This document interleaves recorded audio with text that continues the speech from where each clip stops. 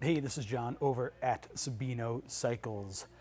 You may be wondering what goes into a premium gravel bike, a premium bike in general, right? Like what makes your bike cost $8,000 versus $2,000 versus $4,000.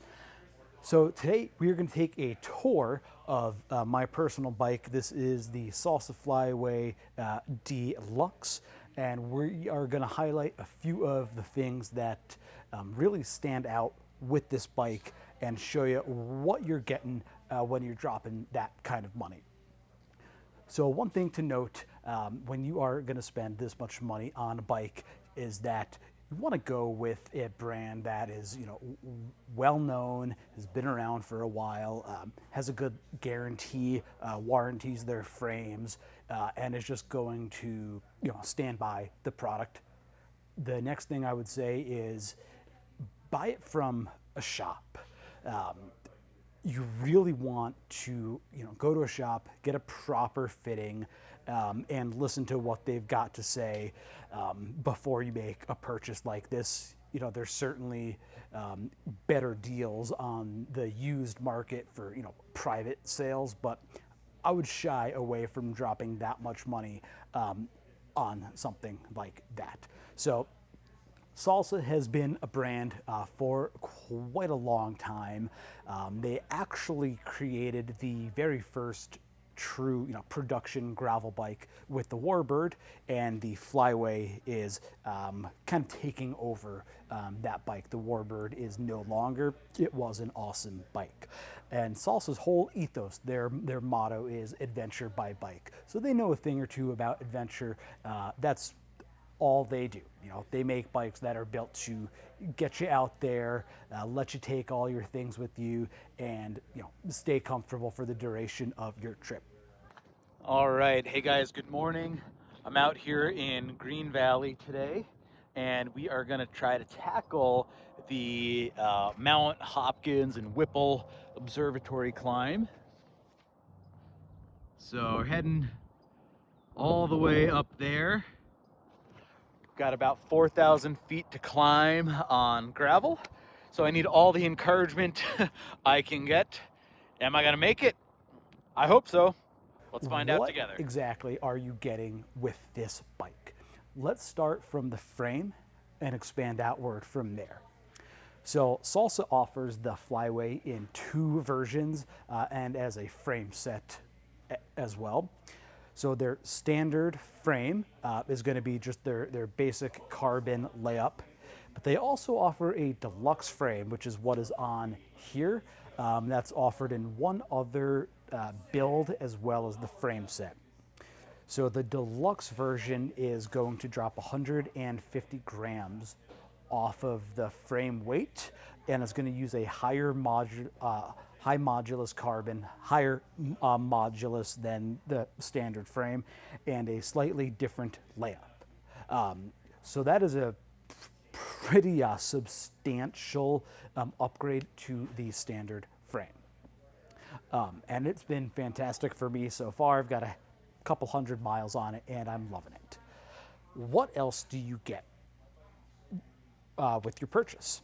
So this bike is going to come stock with a carbon wheel set that weighs about 1,620 grams. That is the Terravale Circos rim, and Terravale is QBP's brand. They make tires, they make seat posts, rims. They're making some other components. Their old brand Whiskey has kind of gone out the window, and now Terravale is going to be doing a lot of those components.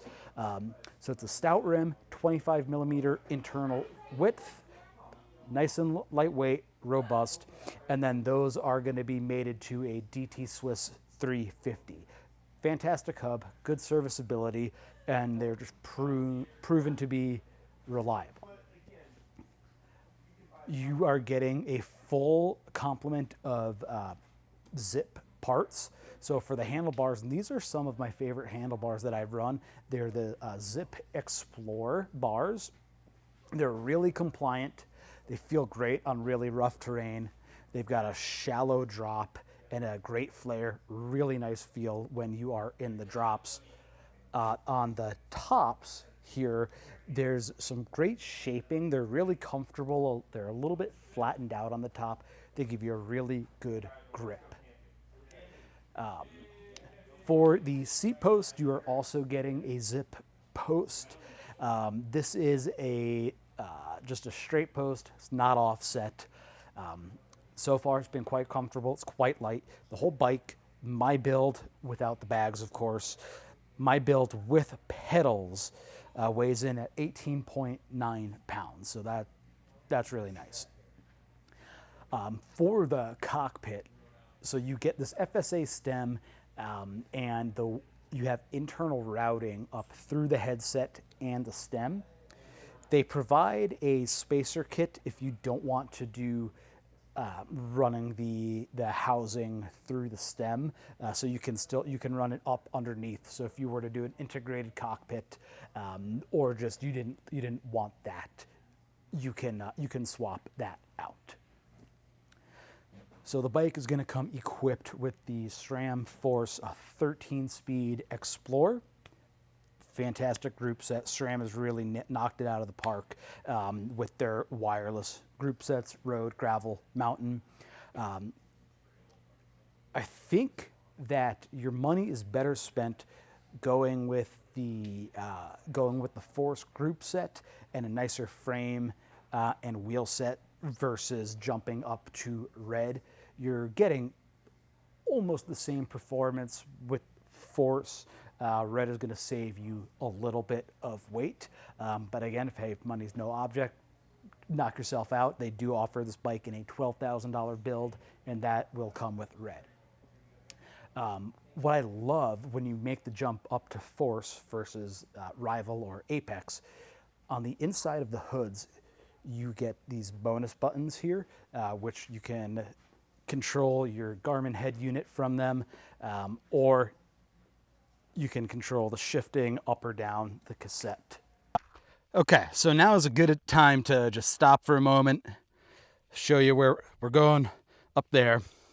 So this is the bike that I'm riding and everything that I've got with me. So I'm actually wearing 2 liters of water on my back, and then I've got another maybe 2.5 packed on the bike, in there and on there. I've got a half frame bag. I'm actually carrying a camera with me, but we're going to film on the iPhone today. Nice quiet desert morning. It's going to hit 100 later on today, so I want to not stop too much for filming because I do need to make pretty good time. But here we go. This is the rig. That's the climb. Let's get it done. So on this build, you are also getting a power meter on your Force crankset. That is a spindle-based power meter that's going to take the power reading from the left non-drive side of the crank and then basically multiply it to give you your power. It is not a spider-based meter, but that's fine. This is going to still give you some accurate data.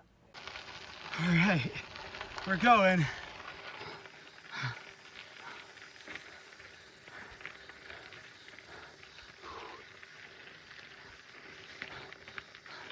Beautiful day. All right, just gotta keep pedaling.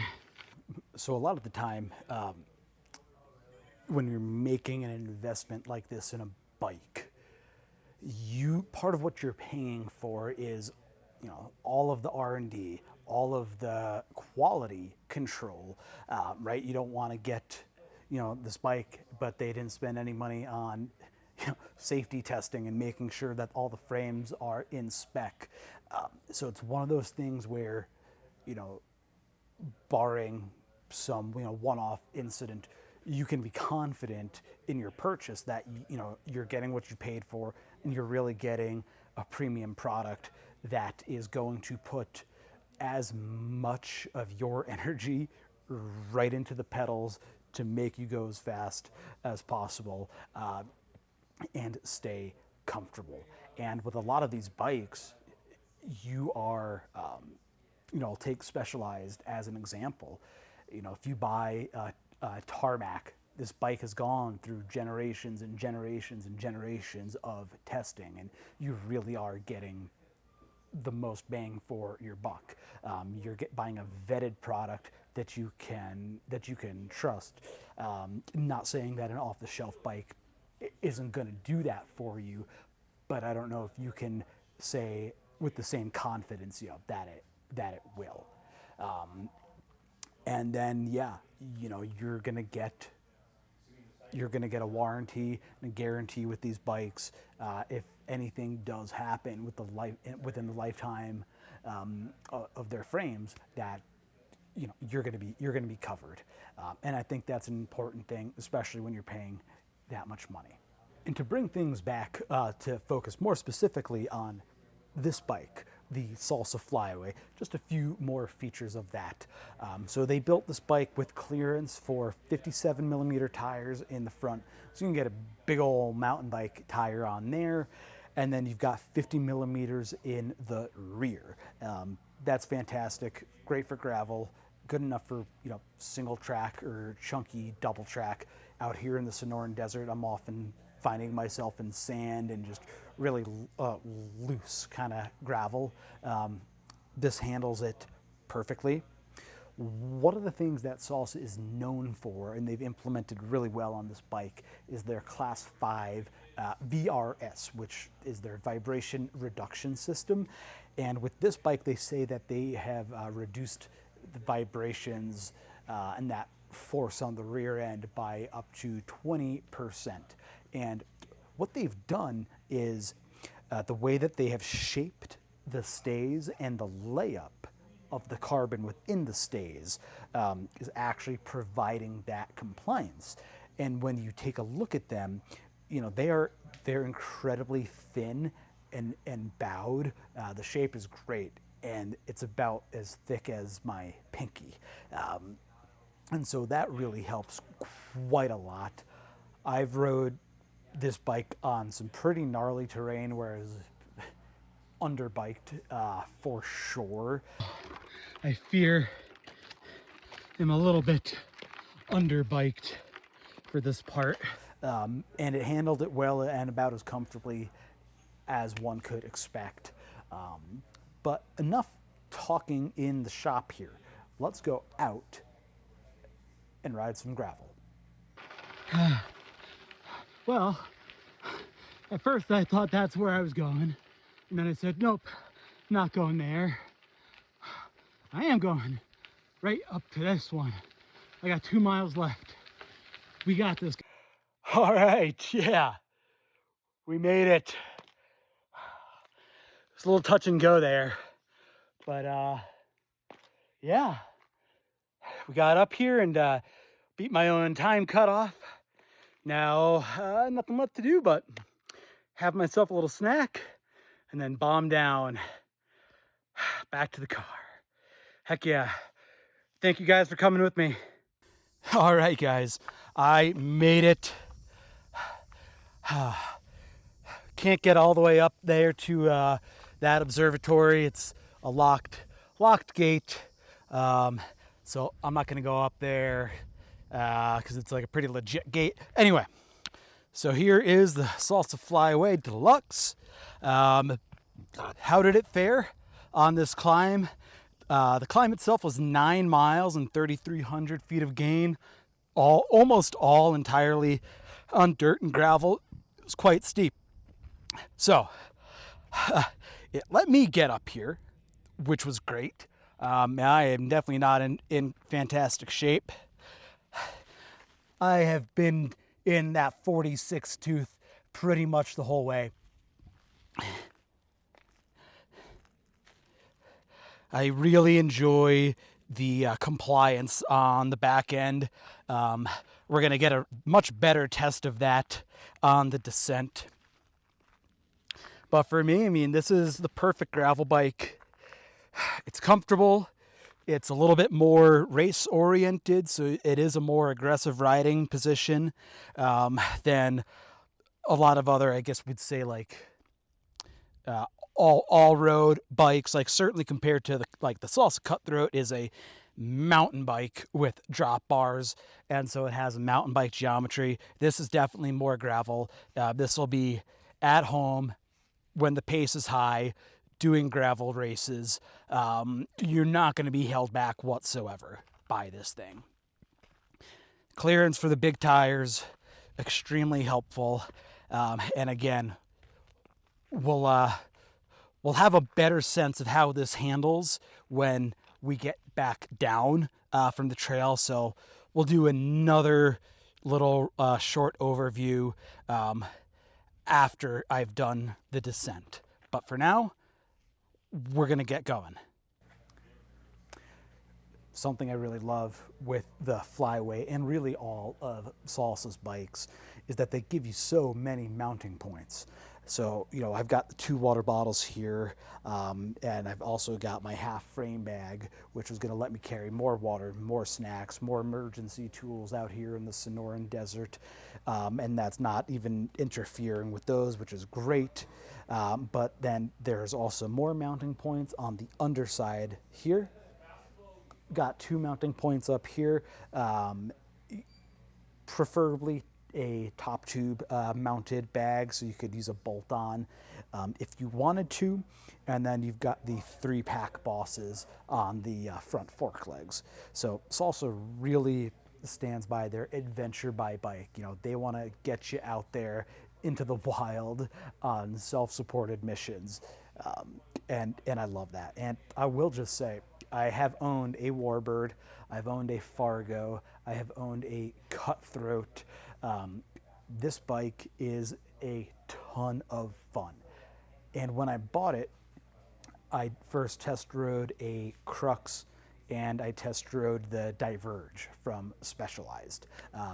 We are a Specialized dealer here at Sabino Cycles, and they make fantastic bikes. I love them, but I went with the Flyway. For me, it was the most fun bike that we had. It also was the one that felt the nicest right out of the box, or right out of the showroom floor, rather. So I said, all right, I'm going with the Flyway. All right, so obviously I made it back down, no problem. I'm back here at the office, and as far as that rear end compliance goes, yeah, it definitely takes out a lot of that rear end chatter. There was a lot of washboards that I didn't pick up the first time because I was going so slow. You really pick up a lot of speed when you are heading down a negative 12% gradient.